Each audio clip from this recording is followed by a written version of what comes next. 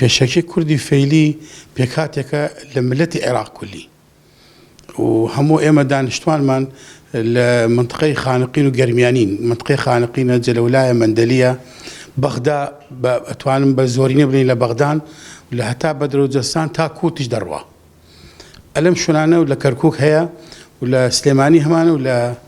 هەولێریش هەمانە ئەم کوردانەمان ئێمە خەمان پێیان لە کوردی گەرمیانەکان لە تەرەفی سنووری ڕۆژهەڵاتی لە شاری کەرکووک لە دانیشتوانی کەرکووک بنین ئەلێرە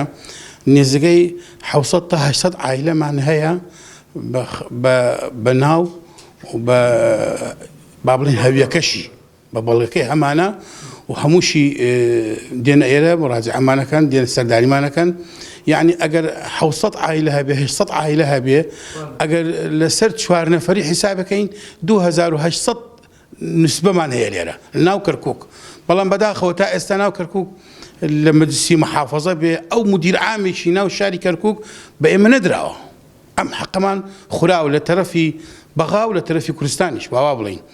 ئەمە ناو کەرکووک ئەم بارگایمان داناوە چەندها بارگای تر هەبوو ئەوانەی ڕێیان پێ نەدا ئیشکەن ئێمە ئیشمان کرد و ئەم ملەتەمان خڕکەوە لێرە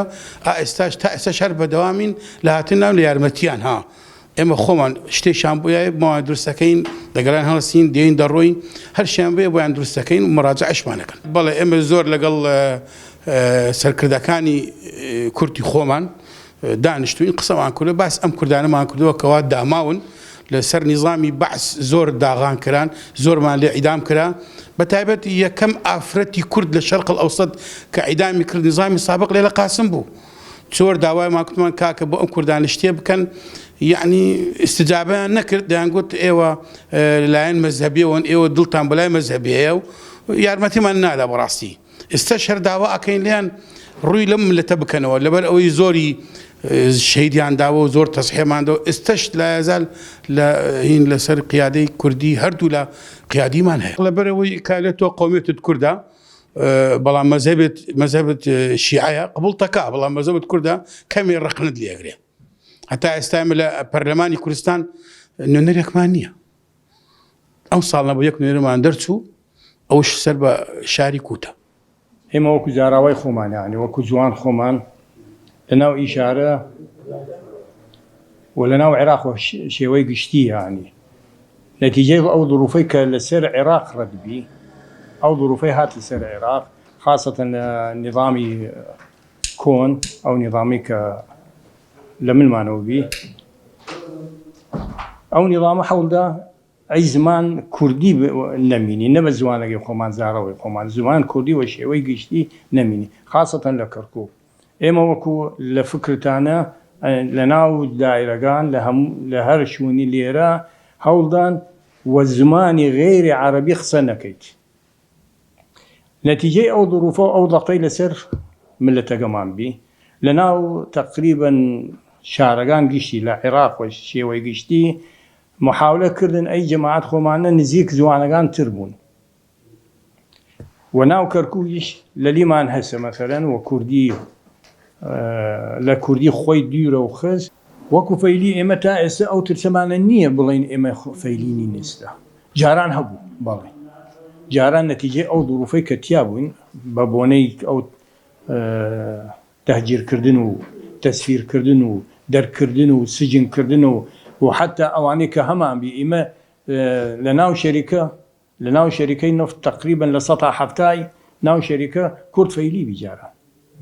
یەکەم بیر ساڵ 1927 لێرە کە هەڵیان کەن